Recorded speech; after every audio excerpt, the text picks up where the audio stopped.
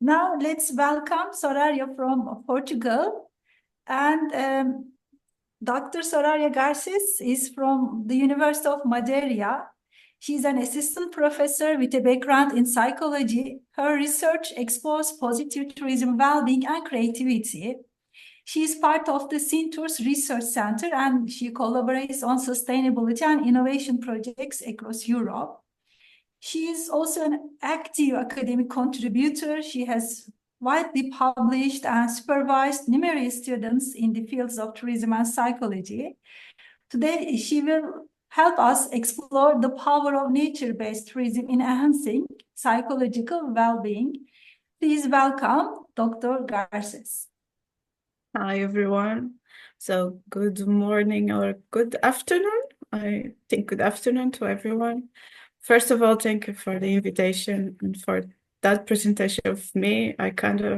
My ego goes up a little bit today and feel more happy, like Jean-Pierre said. So, that's good for me. So, I'm going to share my presentation. Moment.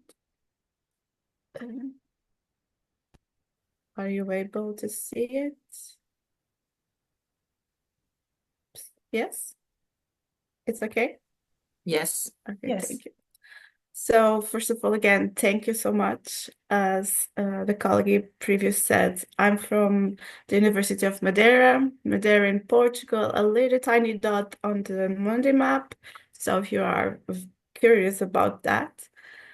Well, today I decided to speak a little bit about nature-based terms and psychological well-being. And I have to say, before starting that, the previous two speakers already spoke almost everything I was going to speak. So without speaking with them, so thank you very much for helping me on my presentation without knowing it. I decided for two reasons to speak about this. First, because I love nature. I live in Madeira and we do have a lot of nature surrounding us, including both forest and both, of course, sea, and also psychological well-being because my background, as we said before, is psychology. I started in tourism, kind of almost like a natural progression of being a Madeiran, but also life brought me that. And just recently, like the last maybe 8 years, I've been working on tours. So my background is psychology. And starting this presentation, first of all, I understand all of you will be students from tourism, but so I hope you already know this kind of definitions. But what I brought here is speaking about what is nature-based terms for me, at least what I understand of it.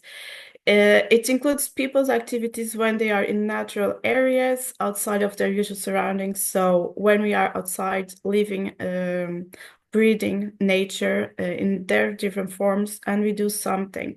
It can be just watching our surroundings, it can be hiking, it can be walking, it can be swimming, everything you think about, but related with nature areas or even protective areas.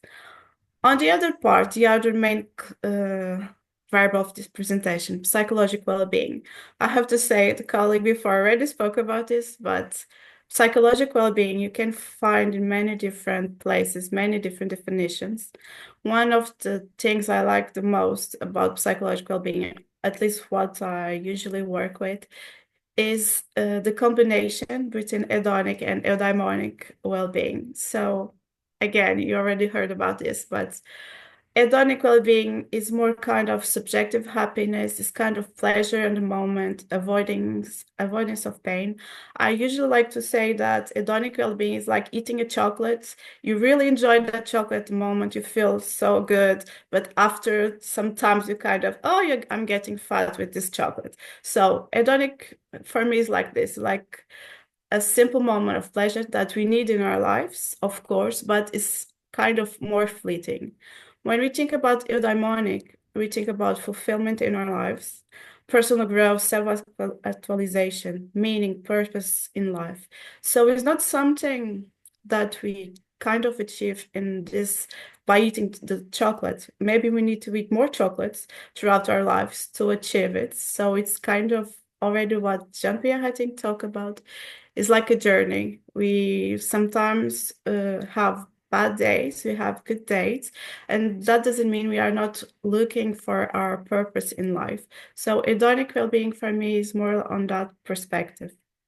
So when we speak about psychological well-being, of course, we are speaking here about kind of a dynamic state as this definition between these positive emotions and life satisfaction in the moment regarding hedonic well-being, but also linking to the success of looking forward to something more in our lives, to how can we really feel happy, completely fulfilled. So those both aspects are for me what makes most of the psychological well-being as a whole. And why should we be speaking about psychological well-being in nature-based tourism? This was the question that I first asked me, and for that for the next slide, I want to show and to try to answer this, I want to show you this video. It's just 2 minutes. And I promise you, it's not a tourism like pub stunt because it's from Madeira. Okay, so I hope you can listen. If you cannot listen to, just let me know. I put the link. Okay, so thank you.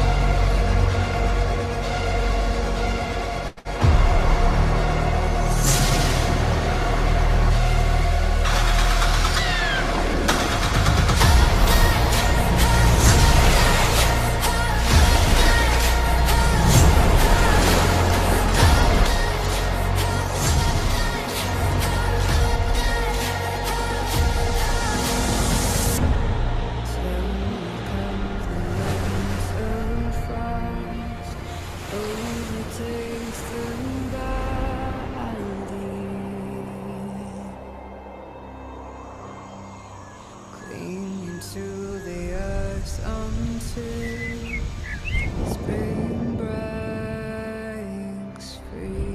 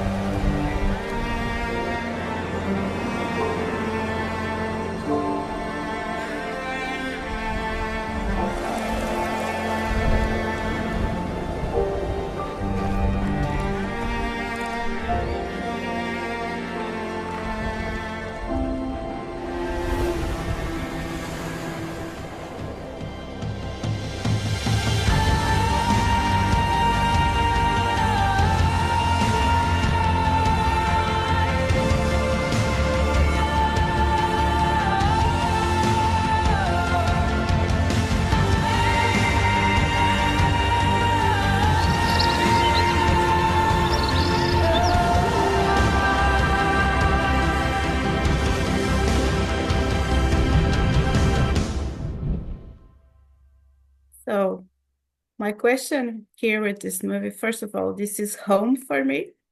So how did you feel? How did you felt seeing it? How did you feel when you are in nature? How do you feel when you are near sea if you are able to be in? How do you feel when you are in the middle of the forest? How did you felt seeing this? I know it's just 2 minutes, but just think like 2 seconds. How did you felt about this? I feel free, independent, free. That was the first feeling that I have felt. Yeah, that's cool. So you must come to Madeira if you haven't come it before. So all of you come, just come visit Madeira and you will find me. We are just the only university in Madeira, public one. So you will find me. So And Jean-Pierre, I wonder what Jean-Pierre has felt. Jean-Pierre. I wanted to fly. Oh, you want? Yeah, you can do that too. We have that too here. Oh, it's the best way to go there, to fly. Yes, you have to come flying, just flying. So yeah, it's an experience too. So that's with this, I wanted to say what? First of all, the sense of freedom is super here too, but also the sense of relaxation maybe, and feeling free also and flying. And this to just to jump to kind of the boring stuff, but what the research say about this is like when we are near green or blue spaces, even the colleague before said about Finland, we have it is shown to people have reported more well-being. So when we are exposed to natural environments, we also show signs of better mental health.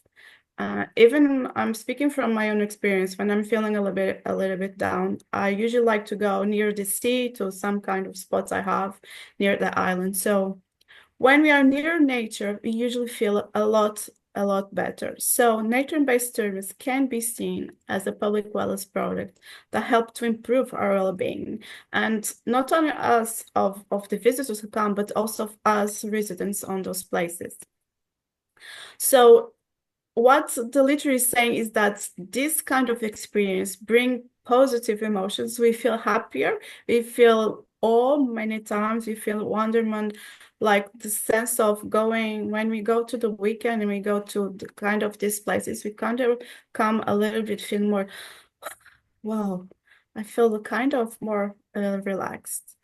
Nature immersion and connections also can provide be a source of meaning in our lives. So of personal growth, many people go to these places to think about their lives.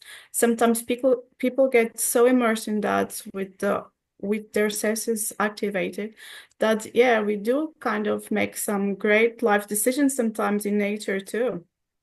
So it helps to insane our sense of purpose in life and find that inner peace. Also, in cognitive speaking, studies have shown that when people are in contact with nature, they develop more or greater attention. They are able to be more concentrated in their activities. They can control better their impulse. They improve their working memory and they reduce their stress too. So overall, when we are in direct contact with nature, we can boost our mood, we can feel happier, we feel more positive emotions. We usually have reduced mental fatigue. We are kind of stress-free. It doesn't mean we are kind of completely stress-free, but we at least feel better. And it also is shown to counteract depression sometimes too. An example of a nature-based terms that I found I think is very interesting is forest bathing in Japan. This is a practice that they do. They have, at least for what I understood, they have guided walks within nature where people have the opportunity to really immerse there, to feel, I would say, to feel one with the nature, with the forest. So, and to be able to activate all their senses and affective process inside them. So one of the research I found also showed that this kind of activity, forest bathing, it increased immunity, again, relaxation, reduce stress, and allows for better ability to concentrate, and also helps in when people are feeling burnout too. And also one thing I think is also important is foster social connection, which for me comes again from all the previous speakers. I took this sentence from this article because I think it's kind of just tells everything what is this kind of forest bathing. They say that it significantly enhances people's emotional states, attitude, and feelings toward things, physical and psychological recovery, and adaptive behaviors, and obvious alleviates anxiety, and also many times depression too. Nature-based terms, and again, I'm going to repeat myself with following Jean-Pierre. One of the things that is very important is the senses. All 5 senses are involved many times on these kind of activities. When you think about the hearing part, because if you're in the middle of the forest, just think yourself in the middle of the forest. You have usually bird calls, you may have some water flowing beside you, and if you close your eyes and just let your ears do the work, you probably will feel so cool of doing that. Also, again, on the case of taste, you can have many different forms about nature-based tours, including rural tours, when many times they do and use natural products, which can also be a sensory experience while tasting what is authentic to the place. In Madeira, we do have a hotel that is kind of very famous here, and also for tourists, where they use their own produce for the guests, for the tourists. So they plant their own herbs to do the meat, the fish, and things like that. So that is also using those natural products to give them a sensory experience. The smell. If you also, again, try to close all your senses and just let your nose do the work, the scent of nature. When you go to a place or near the sea to get that aroma from the water, or in the middle of the forest, or just smell flowers if you like it. Also, again, the touch. When you touch nature, even a tree trunk, or sometimes just care a flower, etc., you feel different. If you haven't tried, I invite you to try it, as Jean-Pierre also spoke about it. You can involve all 5 senses in this kind of activity and interest. And of course, the visual one on the movie, I think it's clear, the idea of the visual one, the scenery that you have that allows you to contemplate the place better, and you usually are more keen to feel better on natural environments that are green and blue instead of more urban settings. So, just almost finishing, by activating multiple senses, nature-based tourism can amplify psychological benefits such as stress reduction and emotional resilience, while at the same time fostering memorable experiences. But I just want to let hear this slide because I think it's also important. I cannot speak about nature and its importance for well-being and for tourists too, without also speaking about the challenge it brings. If we are doing this kind of activities, we need to be very careful, and policies need to be ensured to balance conservation and tourism development, because I'm speaking also again because of Madeira. At the moment, we do have a spike on tourist demands, and we do have some places that are just overcrowding at the moment, and many people are starting to destroy a little bit our nature.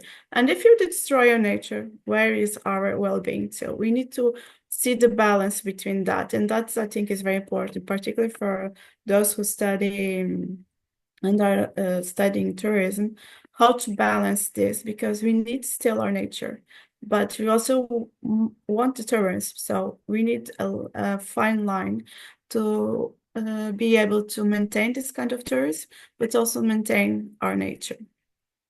So nature-based tourism is not merely, I think, a form of leisure. It also can be seen as a tool for promoting psychological and holistic well-being.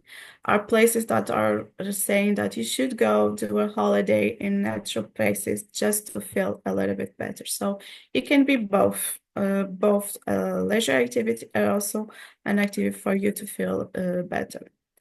And finishing, I like to finish. This is a photo from also Madeira, too, on the far end of the island.